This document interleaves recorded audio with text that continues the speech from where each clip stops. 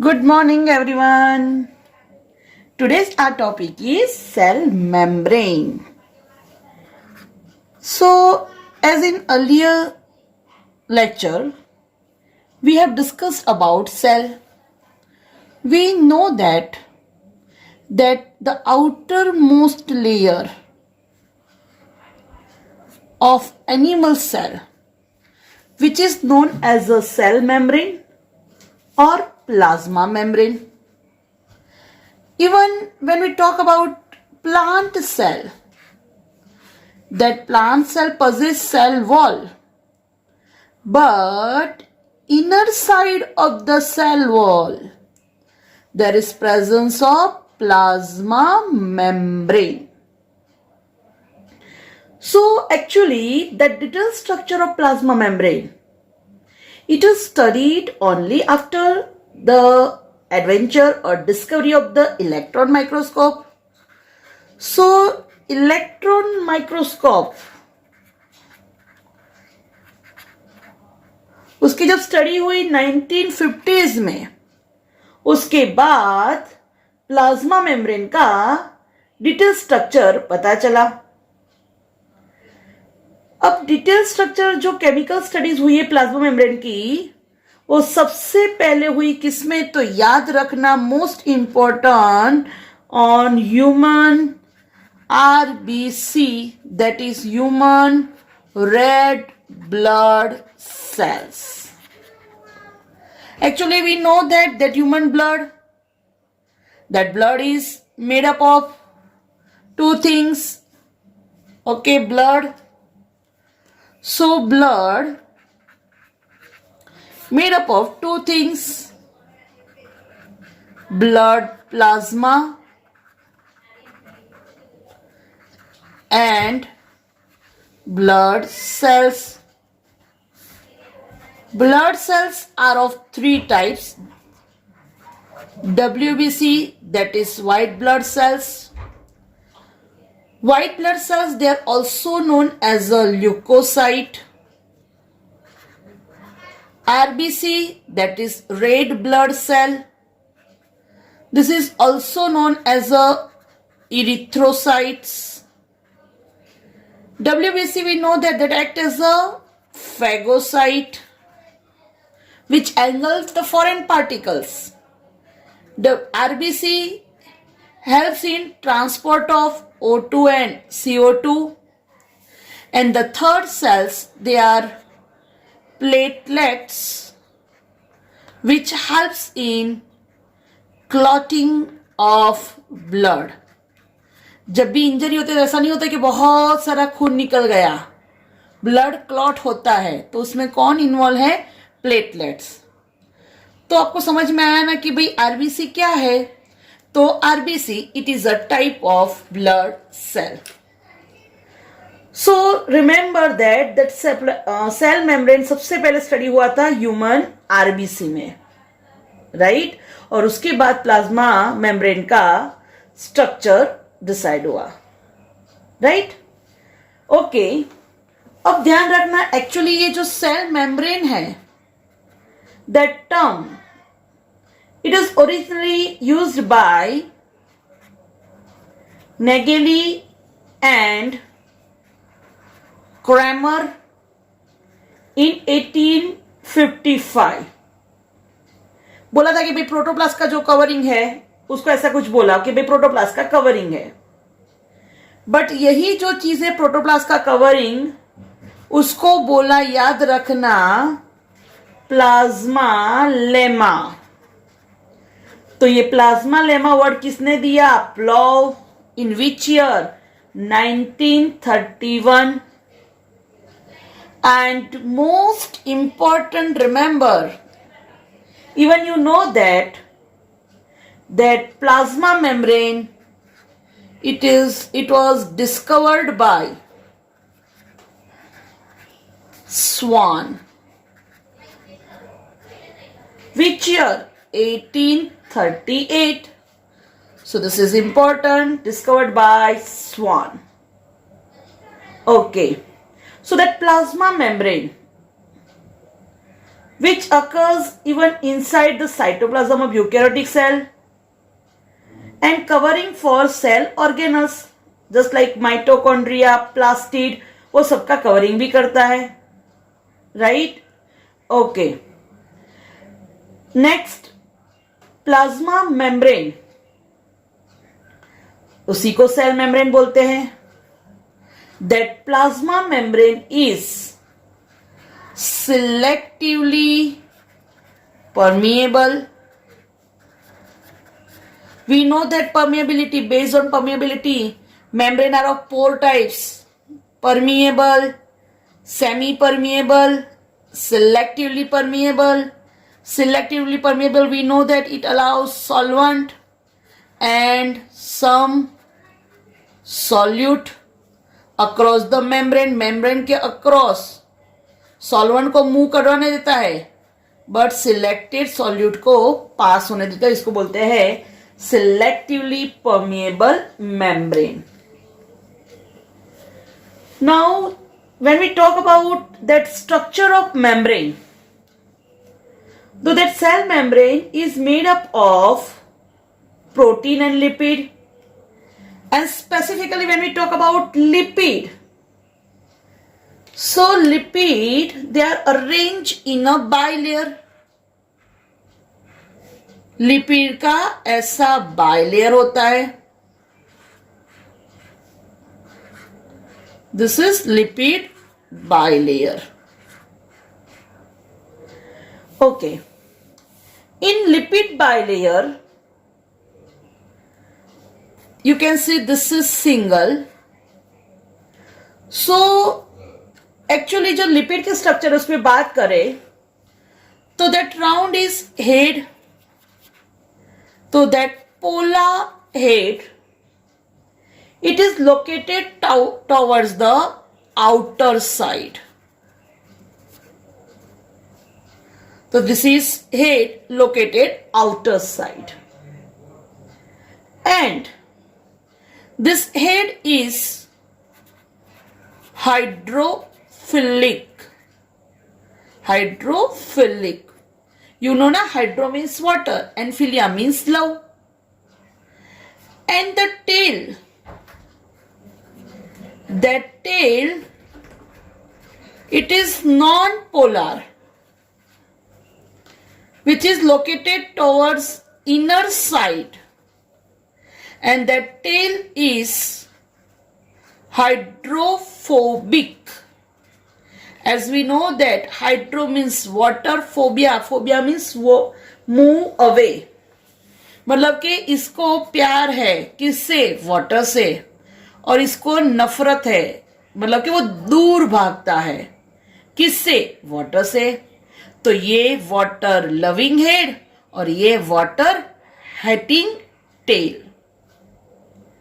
समझ में आया? तो head hydrophilic and tail water, that is hydrophobic.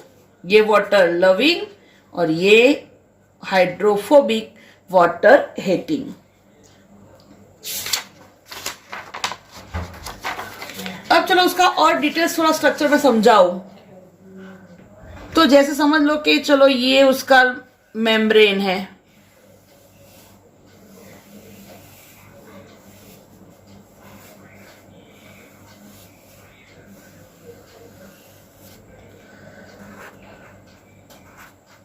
तो ऐसा स्ट्रक्चर होगा. देख सकते हो आप कि भाई लिपिड का बाइलेयर कैसे रहता है. आया समझ में? ओके, अब देखो ये जो लिपिड का बाइलेयर है, तो ये वाटर लविंग, ये वाटर लविंग, ये वाटर हेटिंग, दैट इज ये भी हाइड्रोफोबिक. तो एक्चुअली यहां पे भी वाटर होगा और यहां पे भी वाटर होगा. समझ में आया? ओके. तो ये जो अरेंजमेंट है, this ensures that the non polar tail of saturated hydrocarbon, ये जो टेल है, ये टेल किससे बनी होती है? Saturated hydrocarbon. It is protected from the aqueous environment. देखो समझ में आया? यहां पे वाटर, यहां पे वाटर, ये टेल, बट टेल का प्रोटेक्शन होता है क्योंकि बीच में कौन है? हेड. तो देखो ये हेड, ये टेल, ये टेल, ये हेड, अगेन हेड, टेल.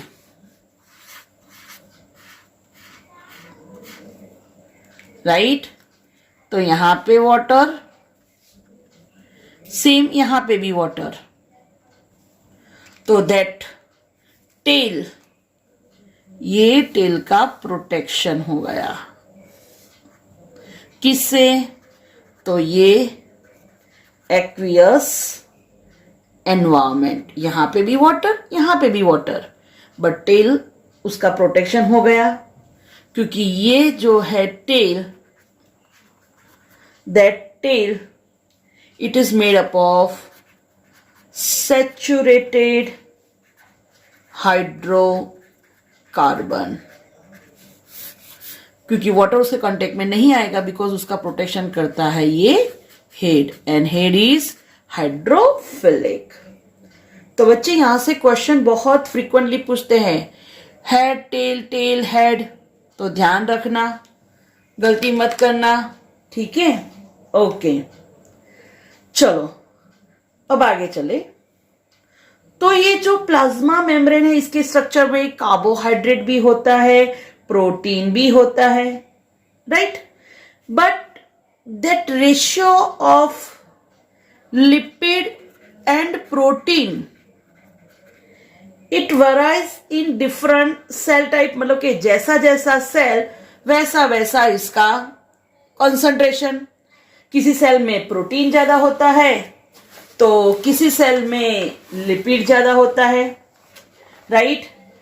जैसे तुम लोग 2 पिज्जा खा जाओ तो मैं 2 पिज्जा ना खा पाऊं, पर मेरी फेवरेट पानीपुरी है तो शायद मैं 10 पानीपुरी खा जाऊं, राइट? तो तुम लोग एक ही पानीपुरी खाओ क्योंकि तुमको पसंद नहीं है. तो जैसे पिज्जा और पानीपुरी, हमारा और तुम्हारा रेशियो कैसा डिफरेंट है, वैसे ही जो से जैसे सेल, वैसे सेल के स्ट्रक्चर में जो प्रोटीन है और जो लिपिड है उसका कंसंट्रेशन भी थोड़ा डिफरेंट होता है, राइट? ओके. अब जैसे हमने बात की थी RBC, RBC that is erythrocyte.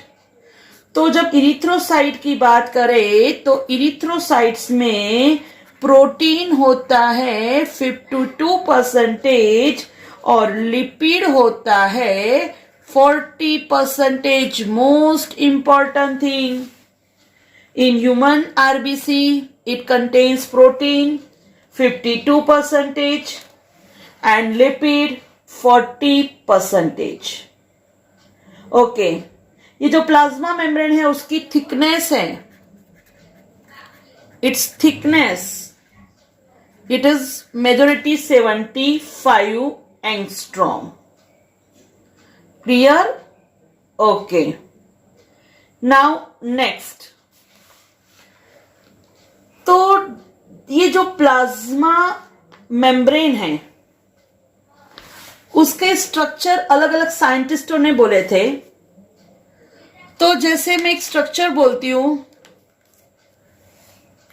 जो प्रपोज किया था डैनियली एंड डेवसन इन 1935.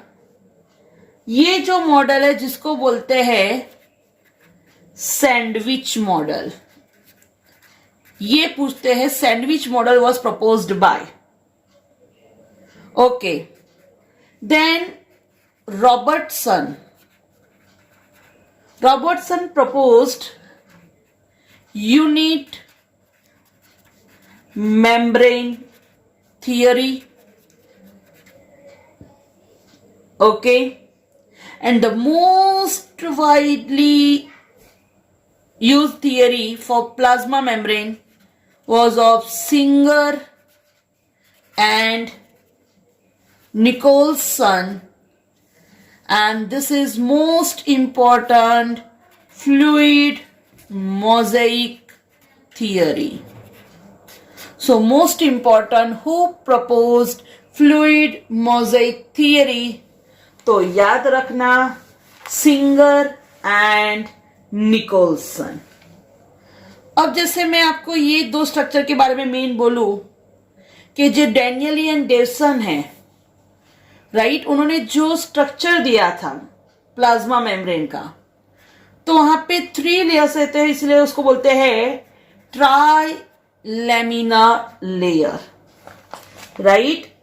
एक्चुअली ये सारे ट्राई लैमिनर ही है. All this structure are trilaminar, क्योंकि उसमें किसी में 2 प्रोटीन का लेयर तो 1 लिपिड का लेयर, किसी में 2 लिपिड का लेयर तो 1 प्रोटीन का लेयर. तो ये प्रोटीन और लिपिड के लेयर टोटली ऐसे 3 लेयर्स होते हैं. मेम्ब्रेन ऐसे 3 लैमेला होता है, इसीलिए उसको बोलते हैं ट्राई लैमिनार, राइट. ओके, चलो अब मैं आपको थोड़ा बेसिक स्ट्रक्चर दिखा देती हूं. तो जैसे ये है लिपिड बायलेयर. एक्चुअली सबसे पहले आप यहां पे देख लो, डैनियली एंड डेवसन, उसका जो मॉडल था जिसको सैंडविच मॉडल बोलते हैं, राइट. यही बस चीज याद रखो, सैंडविच मॉडल, उससे आगे याद रखने की जरूरत नहीं है. तो यहां पे आप देख सकते हो head and tail, right, lipid का लेयर होता है, और उसके सराउंडिंग में आप देख सकते हो प्रोटीन, राइट. बट यहां पे जो प्रोटीन्स है, ये प्रोटीन मेन है 2 प्रोटीन और 1 लिपिड. तो 1 2 3 ऐसे ट्राई लैमिनर किया है, 2 प्रोटीन का लेयर और 1 लिपिड का लेयर, राइट. और यहां पे जो प्रोटीन होते हैं वो अल्फा, हमने टाइप्स पढ़े हैं, अल्फा प्रोटीन और बीटा प्रोटीन, राइट. अब रॉबर्टसन का जो है ना सेम है, बट यहां पे प्रोटीन बीटा के मतलब कि अल्फा के बदले कौन से है, बीटा. मतलब समझ में आ रहा है, ऐसे जिगजैग फॉर्म में होगा प्रोटीन. कैसा प्रोटीन होगा, बीटा फॉर्म, ठीक है. ओके, यहां पे इतना ही याद रखो. चलो, अब जो सबसे इंपॉर्टेंट है, that is fluid mosaic model. Fluid mosaic model की हम बात करें तो ये सबसे इंपॉर्टेंट है.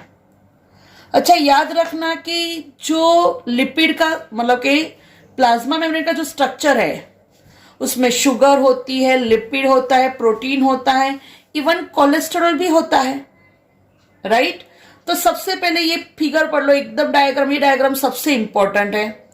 जैसे मैंने आपको समझाया कि भाई हेड पोलार है, हाइड्रोफिलिक है, टेल हाइड्रोफोबिक है, दैट इज नॉन पोलार. तो आप देख सकते हो यहां पे लिपिड का बाइलेयर है. आपको ऐसे भी पूछ सकते हैं, lipid head tail tail head, ठीक है. तो ध्यान रखना ये चीज. अब आप देखो यहां पे बीच बीच में मैंने जो रेड कलर में ड्रॉ किया है वो प्रोटीन है, right.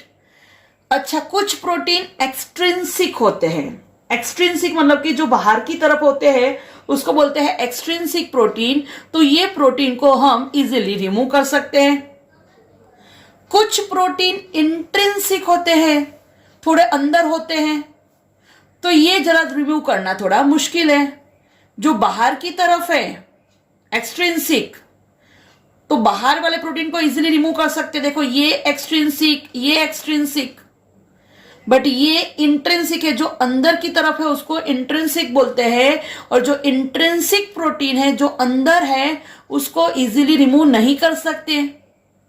But those protein which are extrinsic, जो बाहर की तरफ होते हैं, उसको हम इजीली रिमूव कर सकते हैं. अब बारी आई कि भाई ये जो प्रोटीन है, अगर ये रेड मैंने आपको प्रोटीन दिया है, प्रोटीन के साथ अगर ग्लूकोज यूनाइट होता है तो उसको बोलते हैं ग्लाइकोप्रोटीन।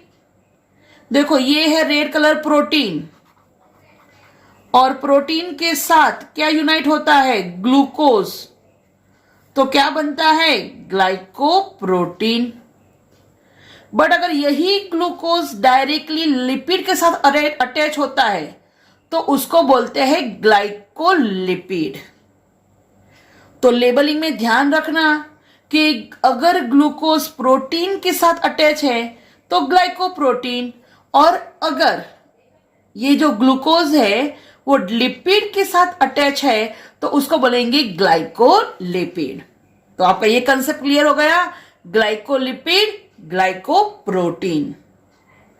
यहां पे आप देख सकते हो कि यहां पे कोलेस्टेरॉल आया हुआ होता है, तो ये अंदर अंदर आप जो देख सकते हो कोलेस्टेरॉल है। कोलेस्टेरॉल हेल्प करता है किसमें, तो कोलेस्ट्रॉल की हेल्प से ये प्रोटीन यहां पे भी जा सकता है, ये प्रोटीन यहां, प्रोटीन की अंदर अंदर मूवमेंट होती है, यहां से यहां, यहां से यहां।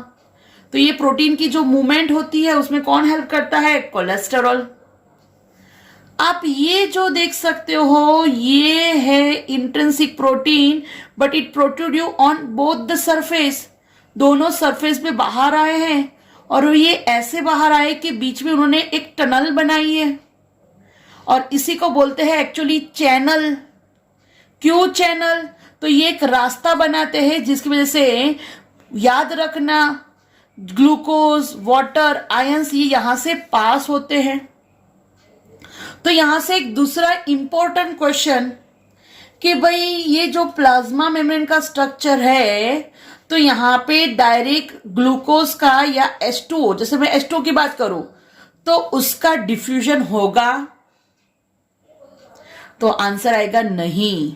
क्यों, क्योंकि ग्लूकोज जो वाटर सॉल्यूबल है, और ये जो प्रोटीन, सॉरी ये जो लिपिड का लेयर है, लिपिड मतलब फैट, फैट विच हेट वाटर, वाटर और फैट, फैट और वाटर, वाटर एंड फैट दोनों की दोस्ती नहीं हो सकती, क्योंकि आप देख सकते हो कि ऑयल कभी भी वाटर में डिजोल्व नहीं होता है।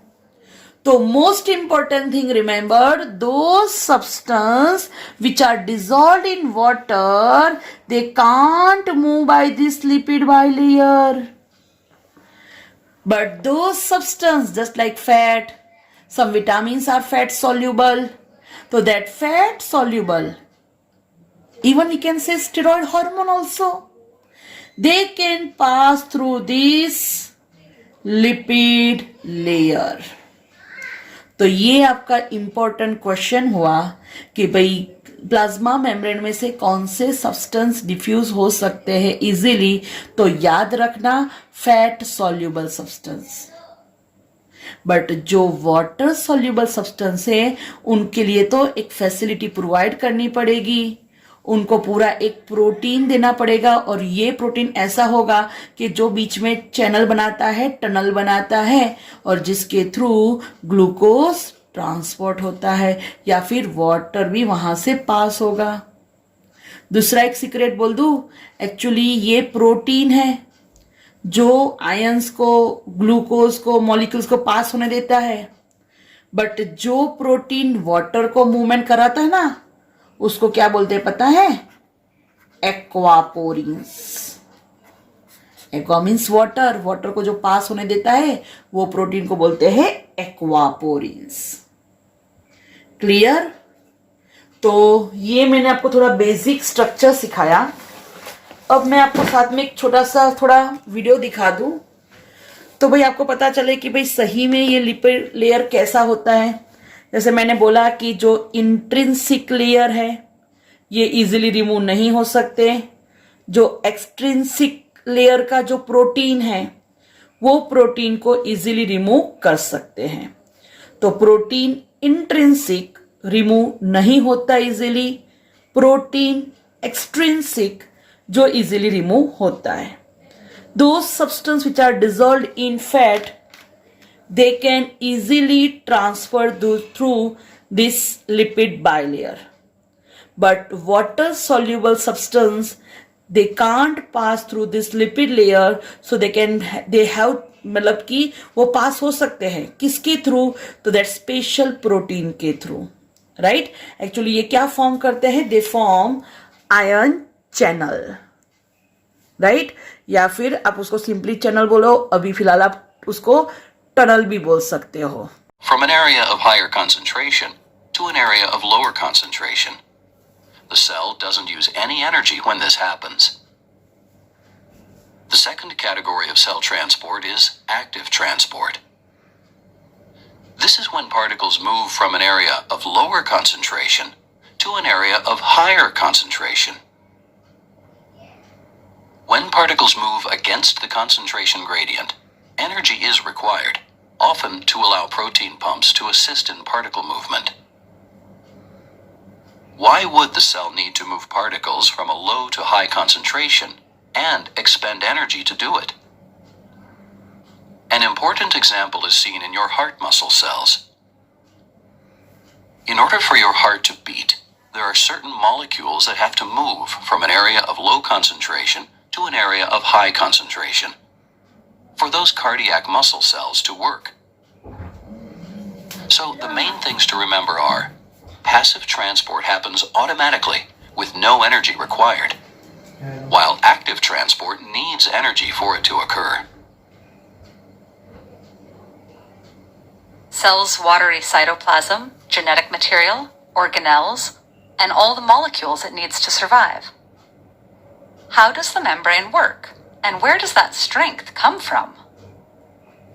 First of all, it's tempting to think of a cell membrane like the tight skin of a balloon, but it's actually something much more complex. In reality, it's constantly in flux, shifting components back and forth to help the cell take in food, remove waste, let specific molecules in and out, communicate with other cells, gather information about the environment, and repair itself. The cell membrane gets this resilience, flexibility, and functionality by combining a variety of floating components in what biologists call a fluid mosaic. The primary component of the fluid mosaic is a simple molecule called a phospholipid. A phospholipid has a polar, electrically charged head, which attracts water, and a nonpolar tail, which repels it. They pair up tail to tail in a 2-layer sheet just 5 to 10 nanometers thick that extends all around the cell. The heads point in towards the cytoplasm and out towards the watery fluid external to the cell, with the lipid tails sandwiched in between. This bilayer, which at body temperature has the consistency of vegetable oil, is studded with other types of molecules, including proteins, carbohydrates, and cholesterol. Cholesterol keeps the membrane at the right fluidity. It also helps regulate communication between cells. Sometimes cells talk to each other by releasing and capturing chemicals and proteins. The release of proteins is easy, but the capture of them is more complicated. That happens through a process called endocytosis, in which sections of the membrane engulf substances and transport them into the cell as vesicles. Once the contents have been released, the vesicles are recycled and returned to the cell membrane. The most complex components of the fluid mosaic are proteins. One of their key jobs is to make sure that the right molecules get in and out of the cell. Non-polar molecules like oxygen, carbon dioxide, and certain vitamins can cross the phospholipid bilayer easily. But polar and charged molecules can't make it through the fatty inner layer. Transmembrane proteins stretch across the bilayer to create channels that allow specific molecules through, like sodium and potassium ions. Peripheral proteins floating in the inner face of the bilayer help anchor the membrane to the cell's interior scaffolding. Other proteins in cell membranes can help fuse 2 different bilayers. That can work to our benefit, like when a sperm fertilizes an egg, but also harm us, as it does when a virus enters a cell. And some proteins move within the fluid mosaic, coming together to form complexes that carry out specific jobs. For instance, One complex might activate cells in our immune system, then move apart when the job is done.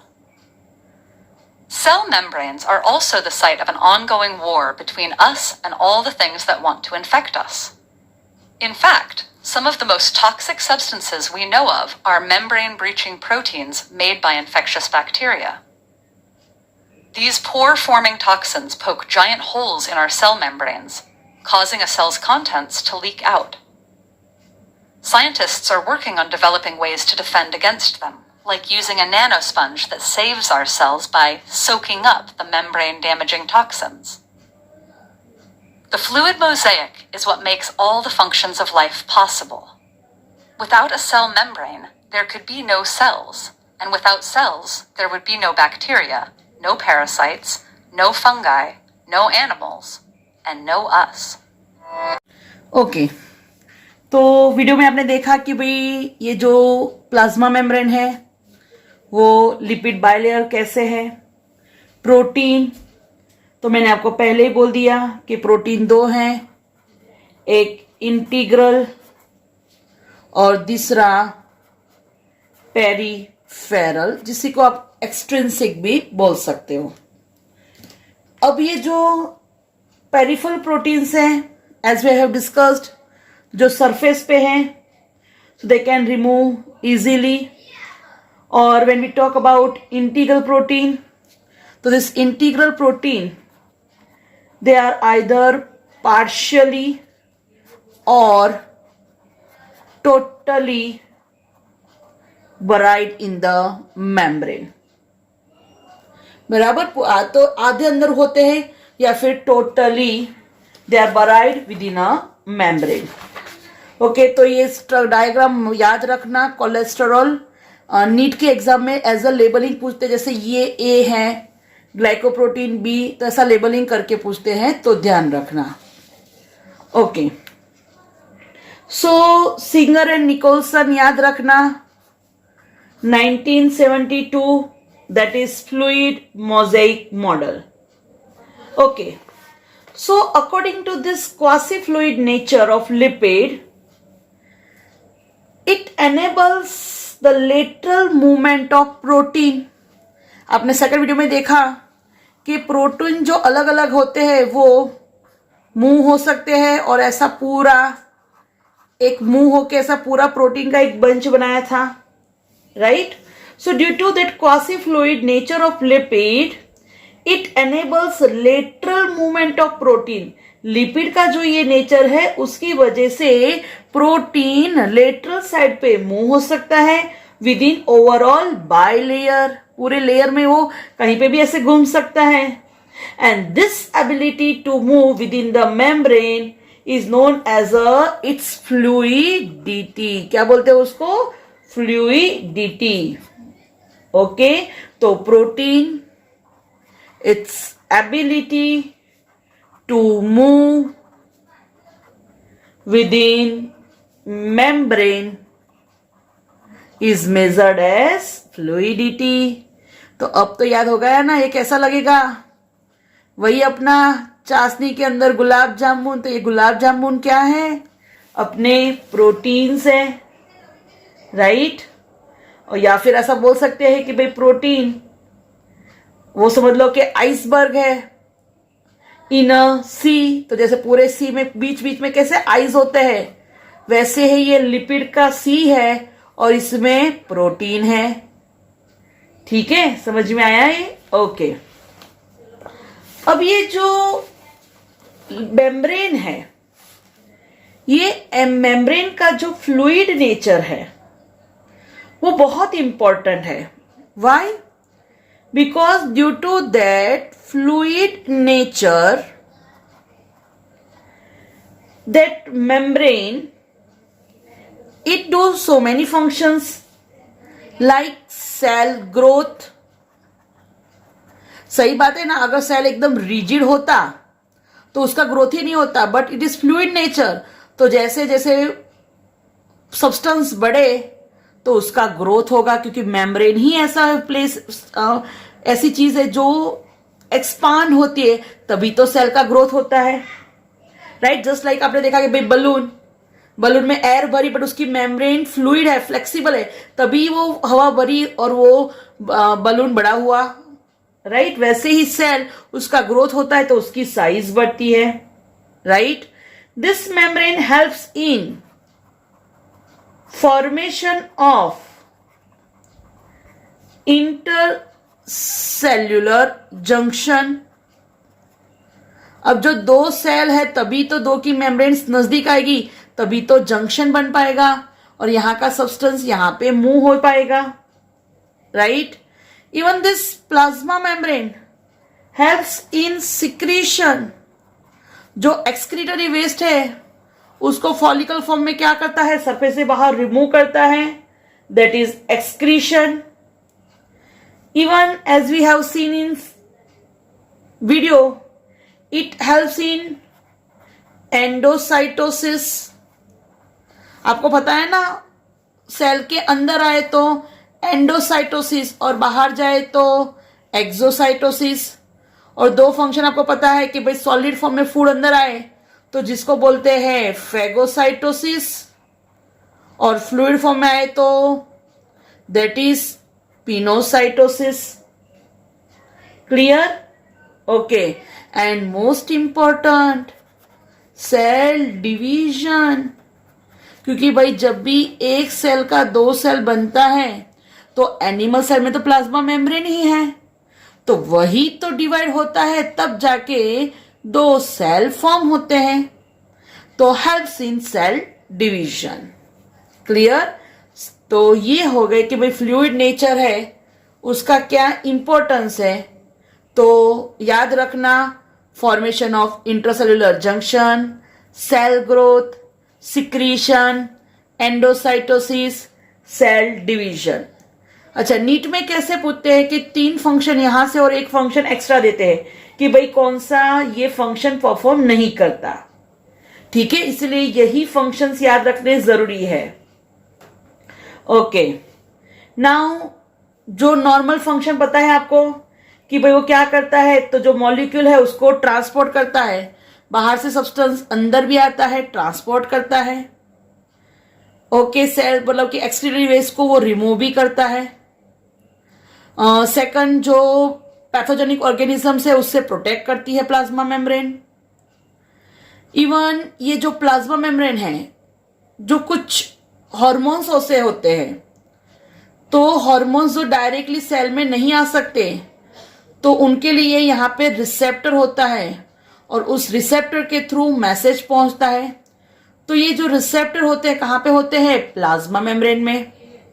Same जैसे test अपने knows है, उसमें भी sensory receptor cells होते हैं, right. तो receptor cells भी कहाँ पे होते हैं? प्लाज्मा मेम्ब्रेन में होते हैं, राइट। ओके, इवन ये जो मेम्ब्रेन है, प्लाज्मा मेम्ब्रेन, जैसे नर्व सेल है तो उसमें भी ऐसे एक्सोन में मेम्ब्रेन होती है। तो जब नर्व सेल की बात करें तो नर्व सेल में ये जो मेम्ब्रेन होती है वो क्या करती है? नर्व इंपल्स फॉर्म करती है, राइट। नर्व इंपल्स के थ्रू ही तो मैसेज हमारा धीरे धीरे आगे जाता है। तो ये फंक्शन भी बोल सकते हैं हम, transmission of nerve impulse, right. Phagocytosis देखा हमने, पिनोसाइटोसिस देखा, राइट। इवन एक्सक्रीशन में हेल्प करते हैं। समझ में आया इतना? ओके, फिर सबसे important, it act as a selectively permeable, right. तो सब कुछ सब्सटेंस को आने देता है, किसी को नहीं आने देता। तो ये उसकी बेसिक इंपॉर्टेंस हुए। अब जब हमने बात की कि भाई ये सब्सटेंस की मूवमेंट को रेगुलेट करता है, राइट, मतलब कि किसी के लिए परमिएबल है, किसी के लिए परमिएबल नहीं है। कुछ मेम्ब्रेन्स, मतलब कि मेम्ब्रेन्स में कुछ मॉलिक्यूल पास हो सकते हैं और कुछ ऐसे पास नहीं हो सकते, राइट। तो ये जो मूवमेंट होती है कि भाई प्लाज्मा मेम्ब्रेन के थ्रू मॉलिक्यूल्स का जो ट्रांसपोर्टेशन होता है, तो वो 2 वे में होता है मेनली। ध्यान रखना, that is active transport and passive transport. चलो अब उससे पहले मैं आपको थोड़ा सिंपली बता दूं कि भाई चलो डिफ्यूजन क्या है। तो भाई जब डिफ्यूजन की बात करें तो डिफ्यूजन में कोई मेम्ब्रेन नहीं होता है, जो मॉलिक्यूल्स है जस्ट लाइक समझ लो कि भाई यहां पे वाटर मॉलिक्यूल्स है, तो जो मॉलिक्यूल्स मूव करते हैं from its higher concentration to its lower concentration, जहां पे नंबर ज्यादा है वहां से कम नंबर तरफ मूवमेंट करे, ये हो जाएगा सिंपली डिफ्यूजन। बट अब मैं जो बात कर रही हूं, जो ट्रांसपोर्ट बताने जा रही हूं मैं, active and passive transport. Active and passive transport मतलब मेन चीज यहां पे बीच में मेम्ब्रेन है, एक हर्डल है। तो मेम्ब्रेन की जब बात करें तब जाके ट्रांसपोर्ट दो टाइप के होते हैं, passive transport and active transport. और जब वाटर की मूवमेंट की बात करें तो उसको बोलते हैं ऑस्मोसिस, राइट। तो आज मैं आपको चार चीजों से समझाने जा रही हूं। पहला diffusion, passive transport, active transport, और लास्ट में मैं आपको सिखाऊंगी ऑस्मोसिस। ऑस्मोसिस डिफ्यूजन ही है, बट मेन ऑस्मोसिस में बीच में क्या है, सेमी परमिएबल मेम्ब्रेन। मतलब कि वाटर की मूवमेंट होती है, बट ये जो वाटर की मूवमेंट होती है डिफ्यूजन के थ्रू ही होती है। बट मेन क्या है कि जब डिफ्यूजन की बात करें तो यहां पे मेम्ब्रेन नहीं होती है मेनली, और जब हम ऑस्मोसिस की बात करें तो दो सॉल्यूशन के बीच में सेमी परमिएबल मेम्ब्रेन होती है। चलो अब पहले आते हैं पैसिव ट्रांसपोर्ट। तो पैसिव ट्रांसपोर्ट की मैं जब बात करूं तो याद रखना यहां पे जो मॉलिक्यूल की मूवमेंट होती है from higher concentration to lower concentration. जैसे यहां पे मॉलिक्यूल्स 10 है तो यहां पे 2 ही मॉलिक्यूल है, और ये आपका है सेमी परमिएबल मेम्ब्रेन। तो जब भी हायर कॉन्सेंट्रेशन से लोअर कॉन्सेंट्रेशन पे मूवमेंट होती है, ट्रांसपोर्ट होता है, उसको बोलते हैं पैसिव ट्रांसपोर्ट। बट जब लोअर कॉन्सेंट्रेशन से हायर कॉन्सेंट्रेशन पे मूवमेंट होए, जब ट्रांसपोर्ट होता है from lower concentration to higher concentration,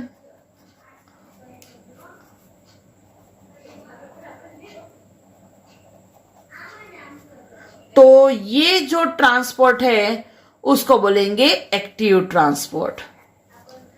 तो सबसे पहले एकदम दिमाग में फिट कर दो कि when we talk about passive transport it occurs from higher concentration to lower concentration, and when we talk about active transport it occurs from lower concentration to higher concentration. Second thing, जब ऐसा movement होता है तो उसको बोलते हैं according to concentration gradient. That movements occur according to concentration gradient. तो जब यहां की बात करें तो this occurs across opposite to that concentration gradient. Concentration gradient के अपोज में ये मूवमेंट होती है और ये होती है अकॉर्डिंग टू कॉन्सेंट्रेशन ग्रेडियंट. तो सबसे ध्यान में क्या रखोगे इंपॉर्टेंट चीज कि भाई जब भी मूवमेंट कॉन्सेंट्रेशन ग्रेडियंट के अकॉर्डिंग होती है, जैसे अपनी टंकी में वाटर है और अपने को फर्स्ट फ्लोर पे वाटर चाहिए तो मोटर ऑन नहीं करनी पड़ती है, नहीं करोगे ना, ऐसे ही टैप ऑन करोगे और वाटर आ जाएगा. that is there is no need of energy because this occurs according to concentration gradient. But अगर आपको नीचे जो टंकी है वहां से सेकंड फ्लोर पे वाटर चढ़ाना है, फोर्स नहीं होगा, तो जब कॉन्सेंट्रेशन ग्रेडियंट के अक्रॉस ऑपोजिट आप जब काम करते हो तो यू रिक्वायर्स एनर्जी. तो ये मोस्ट इंपॉर्टेंट क्वेश्चन कि when that passive transport occur there is no need of energy but for active transport it requires energy. So this is most important. In active transport, it requires energy, while passive transport, there is no need of energy.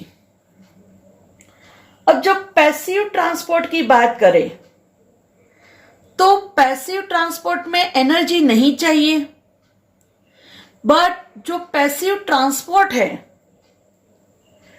Actually वो होता है किसके through, तो यहां पे जरूरी है carrier protein.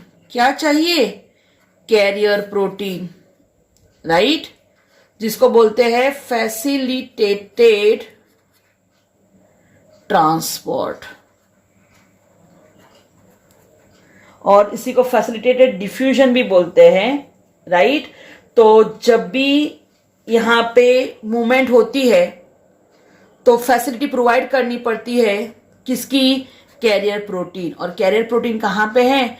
तो obviously they are present in plasma membrane, right.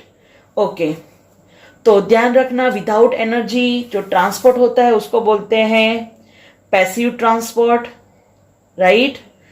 In passive transport, that solids may move across the membrane by simple diffusion, but यहाँ पे जो भी movement होगी it is according to concentration gradient, that is from higher concentration to lower concentration. बराबर? Okay. और मैंने आपको पहले ही बोल दिया था कि जैसे ये लिपिड का लेयर है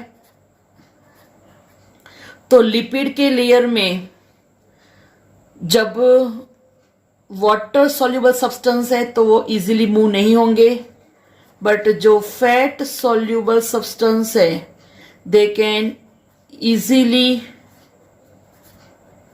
pass through this lipid bilayer, right. But those substances which are dissolved in water, right, तो वाटर जो डिजोल्व है वो यहां से इजीली पास नहीं होंगे क्योंकि यहाँ पे फैट और ये वाटर दोनों का फ्रेंडशिप नहीं हो सकता है. तो जो वाटर सॉल्युबल सब्सटेंस है, वाटर सॉल्युबल जो सब्सटेंस है उनको कौन हेल्प करता है मूवमेंट में? Protein, which act as a channel. ऐसा पूरा रास्ता बनाते हैं जिसको चैनल बोलते हैं. अब कुछ चैनल कैसी होती है? लीकी होती है जो ऑलवेज ओपन रहती है, राइट. और कुछ चैनल्स कैसे होते हैं? Gated, just like get. भाई गेट वैसे क्लोज रहता है बट सब्सटेंस काम का है तो उसको पास होने देता है, और अगर नहीं है तो गेट बंद हो जाता है, उसको अलाउ नहीं करेगा, राइट. तो ये हो गया आपका चैनल का थोड़ा इंफॉर्मेशन. फैसिलिटेटेड ट्रांसपोर्ट में क्या होता है कि जैसे ये आपका लिपिड का बाय लेयर है, समझ लो ये आपका प्रोटीन है और ये मॉलिक्यूल है. जैसे यहाँ पे मॉलिक्यूल ज्यादा है, यहाँ पे मॉलिक्यूल कम है, तो ये मॉलिक्यूल क्या करेगा? प्रोटीन के साथ बाइंड होगा. हमने बोला था कि भाई प्रोटीन मेम्ब्रेन में मूव कर सकता है इजीली, तो प्रोटीन ऐसे मूव होगा, यहाँ पे ये मॉलिक्यूल रिलॉज करेगा और प्रोटीन वापस अपना प्लेस ले लेगा.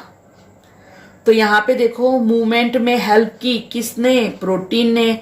तो ये जो ट्रांसपोर्ट है उसको बोलते हैं फैसिलिटेटेड ट्रांसपोर्ट। और यहाँ पे फैसिलिटी प्रोवाइड की है। क्या फैसिलिटी प्रोवाइड की है? तो यहाँ पे कौन हेल्प करता है? प्रोटीन। ठीक है, और प्रोटीन मेम्ब्रेन के अक्रॉस आयंस को पास करता है। ठीक है, और सेकंड थिंग, जब भी हम बात करें एक्टिव ट्रांसपोर्ट तो 100% याद रखना, which occurs across the concentration gradient, so it requires energy and that is in the form of ATP। अच्छा, इसका एग्जाम्पल मैं बोल दूं आपको, most important, sodium potassium pump. Right, ये जो सोडियम पोटेशियम पंप की बात करूं तो ये आएगा इम्पल्स पास, जब न्यूरॉन में इम्पल्स पास होता है।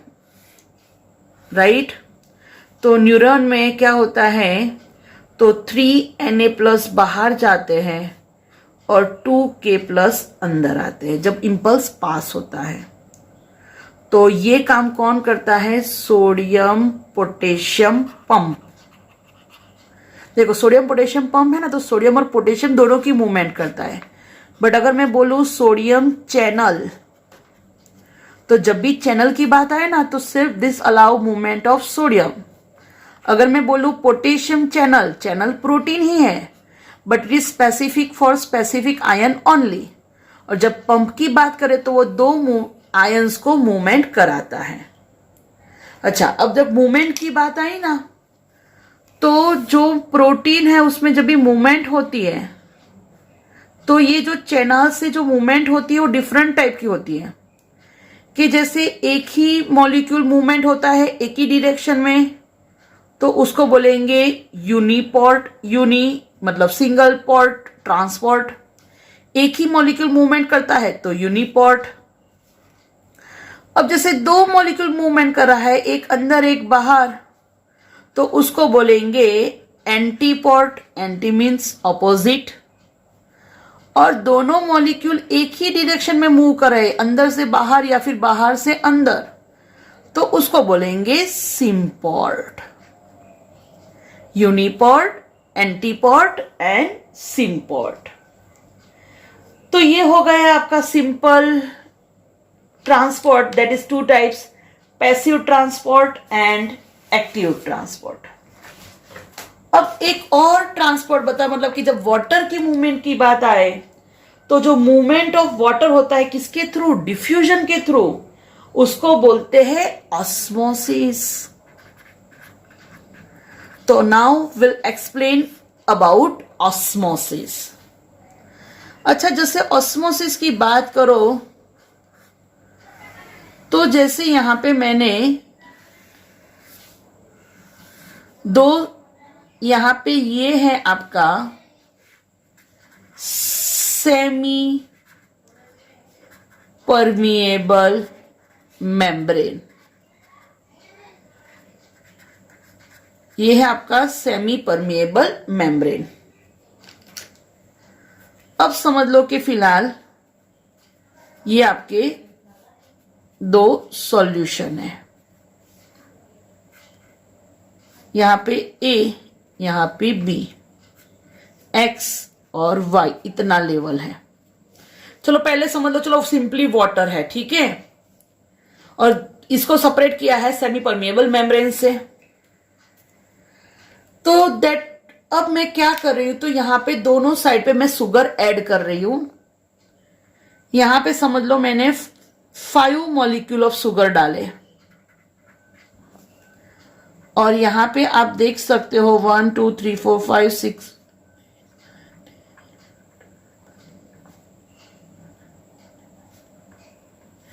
तो यहां पे मैंने 20 मोल ऑफ शुगर डाले, 20 मॉलिक्यूल ऑफ शुगर, यहां पे 5 मॉलिक्यूल ऑफ शुगर।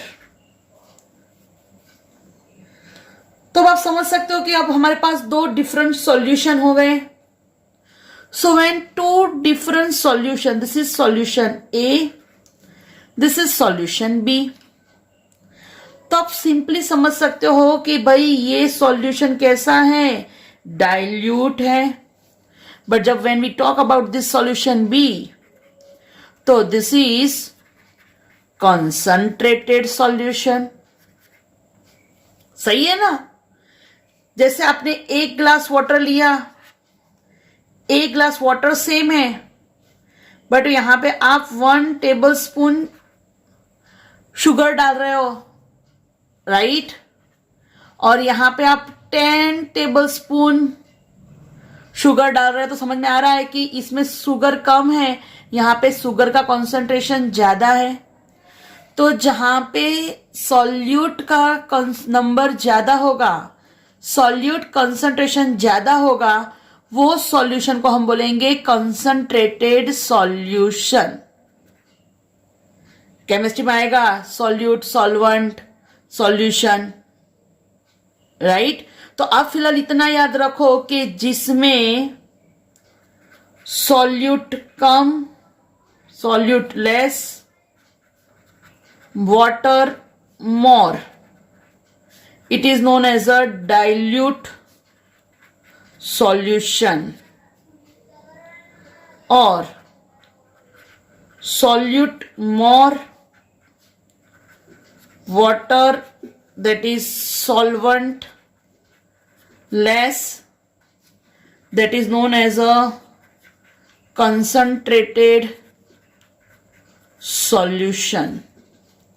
ठीक है, ये एकदम सिंपल वे में मैं आपको समझा दिया। तो अब देखो यहां पे कि ये जो सॉल्यूशन है, तो ये डाइल्यूट सॉल्यूशन है बिकॉज उसमें सॉल्यूट कम है। ये जो सॉल्यूशन है वो कंसंट्रेटेड सॉल्यूशन है, क्यों? उसमें सॉल्यूट ज्यादा है। तो when two solution are separated by semi permeable membrane, दोनों को सेपरेट किया किससे? Semi permeable membrane, then only water moves from dilute solution to concentrated solution.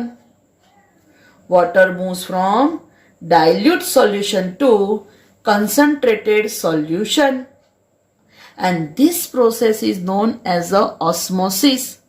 तो अब क्या होगा? यहां से वाटर यहां जाएगा तो यहां पे लेवल कम हो जाएगा, x से बन जाएगा x डैश, और यहां पे वाटर का लेवल अप होगा और y से बन जाएगा y डैश। जहां से यहां से वाटर जाएगा ड्यू टू ऑस्मोसिस, तो यहां पे लेवल कम होगा, उतना लेवल यहां पे ज्यादा होगा, right? So this process is known as a osmosis. तो ये आपको समझाया इतना सारा क्या कि भाई ये जो सेमी परमिएबल मेम्ब्रेन है उसके थ्रू जब वाटर का डिफ्यूजन होता है तो ये प्रोसेस को बोलते हैं ऑस्मोसिस। आपकी बुक में सिर्फ ऑस्मोसिस वर्ड दिया है, मैंने आपको पूरा एक्सप्लेन कर दिया कि भाई क्या है ऑस्मोसिस और ऑस्मोसिस कैसे होता है। ठीक है, समझ में आया? अब आपने जो देखा है ट्रांसपोर्ट एक्टिव और पैसिव, राइट, वही फिर से थोड़ा समझ लो extra. Permeable, meaning that it allows certain substances to pass while preventing others. Basically, substances enter the cell in one of three ways: passive transport, active transport, or bulk transport. Let's look at each of these in turn. Passive transport is the movement of substances into or out of a cell without the expenditure of energy by the cell. One form of passive transport is diffusion. During diffusion, molecules move across a membrane from an area of high concentration to an area of low concentration. The molecules are therefore said to be moving down a concentration gradient. This continues until equilibrium is reached and the molecules are distributed equally. Another form of passive transport is facilitated diffusion. Facilitated diffusion occurs when an ion or molecule diffuses across a membrane faster than expected, either by way of a specific channel protein or with the assistance of carrier proteins that change shape as they pass through. The diffusion of water across a membrane, or osmosis, is another example of passive transport. In many cases, specialized proteins called aquaporins allow for the more rapid transport of water molecules. The second type of transport, active transport, requires the input of energy in the form of ATP. The proteins that conduct this form of transport are often called pumps because they force molecules, or ions, to move from an area of low concentration to an area of high concentration. This is commonly referred to as up or against the concentration gradient. One of the more common examples is the sodium-potassium pump, which moves sodium ions back out of the cell and potassium ions into the cell. Notice that the sodium-potassium pump undergoes a change in shape that allows it to combine alternately with sodium ions and potassium ions. The third type of transport, bulk transport, is used for molecules that are too large to be moved by transport proteins. Instead, vesicles take them into or out of the cell. During this process, the plasma membrane surrounds and engulfs the particle. This is known as endocytosis. Cells use three basic types of endocytosis, depending on the size and nature of the material to be digested: phagocytosis, pinocytosis, and receptor-mediated endocytosis. If the material taken in is large, such as bacteria or a food particle, the process is called phagocytosis. Pinocytosis occurs when vesicles form around a liquid or very small particles. During receptor-mediated endocytosis, molecules bind to specific receptor proteins embedded in a coated pit within the plasma membrane. When enough molecules accumulate in the coated pit, the pit deepens, seals, and is incorporated into the cell as a vesicle. Exocytosis is the opposite of endocytosis. During exocytosis, membrane-bound vesicles move to the surface of the plasma membrane, fuse with the membrane, and then release their contents to the outside of the cell.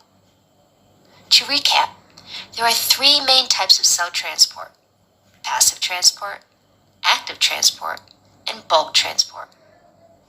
Passive transport is the movement of substances in or out of a cell without the expenditure of energy by the cell. Active transport requires energy in the form of ATP to move molecules against their concentration gradient. Bulk transport requires vesicle formation and metabolic energy. Forms of bulk transport include endocytosis, pinocytosis, receptor-mediated endocytosis, and exocytosis.